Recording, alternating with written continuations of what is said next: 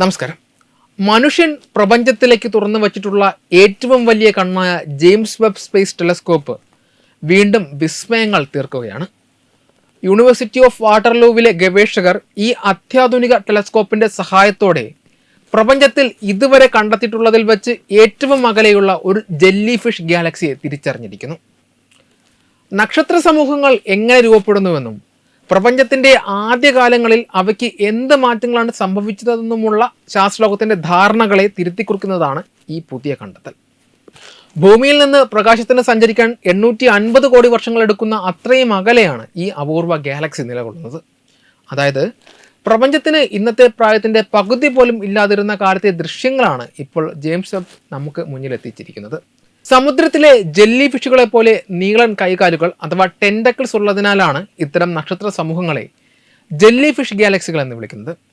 Galaxy ക്ലസ്റ്ററുകൾ അഥവാ നക്ഷത്ര സമൂഹങ്ങളുടെ വലിയ കൂട്ടങ്ങൾക്കിടയിലൂടെ അതിവേഗത്തിൽ സഞ്ചരിക്കുമ്പോഴാണ് ഇവയ്ക്ക് ഈ രൂപം കൈവരുന്നത്.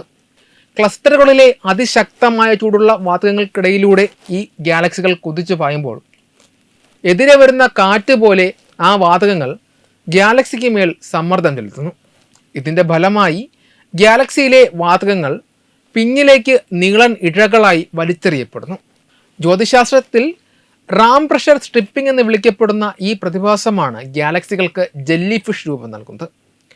കോസ്മോസ് ഫീൽഡ് എന്നറിയപ്പെടുന്ന ശാസ്ത്രലോകം ആഴത്തിൽ പഠിച്ചുകൊണ്ടിരിക്കുന്ന ആകാശ മേഖലയിൽ നിന്നാണ് ഈ ഗാലക്സിയെ കണ്ടെത്തിയത്.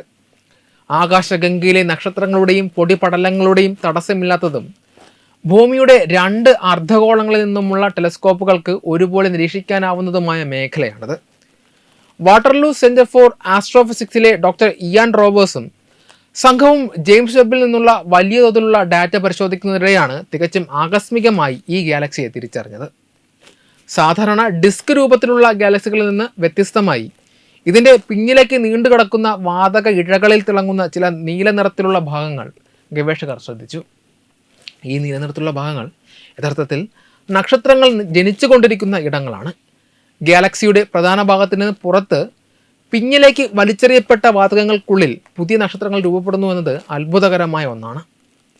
പ്രപഞ്ചത്തിൻ്റെ ആദ്യകാലങ്ങളിൽ ഗാലക്സി ക്ലസ്റ്ററുകൾ രൂപപ്പെട്ടുകൊണ്ടിരിക്കുന്നതേ ഉണ്ടായിരുന്നുള്ളൂ എന്നും അക്കാലത്ത് ഇത്തരം റാം പ്രഷർ സ്ട്രിപ്പിംഗ് പ്രതിഭാസങ്ങൾ വിരളമായിരുന്നു എന്നുമായിരുന്നു ഇതുവരെയുള്ള ശാസ്ത്രീയ നിഗമനം.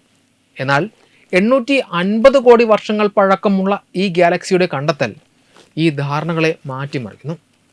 പ്രപഞ്ചം വളരെ പ്രായം കുറഞ്ഞ കാലത്ത് തന്നെ നക്ഷത്ര സമൂഹങ്ങൾ ഇത്തരം കഠിനമായ സാഹചര്യങ്ങളിലൂടെ കടന്നു പോരുന്നുവെന്നും അവയുടെ സ്വഭാവത്തിൽ വലിയ മാറ്റങ്ങൾ സംഭവിച്ചിരുന്നുവെന്നും ഇത് തെളിയിക്കുന്നു.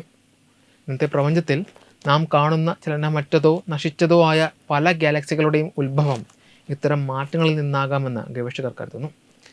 ഗാലക്സികൾ പരിണമിക്കുന്ന രീതിയെക്കുറിച്ചുള്ള പഠനങ്ങളിൽ വലിയൊരു കുതിച്ചുചാട്ടത്തിനാണ് ഈ കണ്ടെത്തൽ വഴി തുറന്നിരിക്കുന്നത്.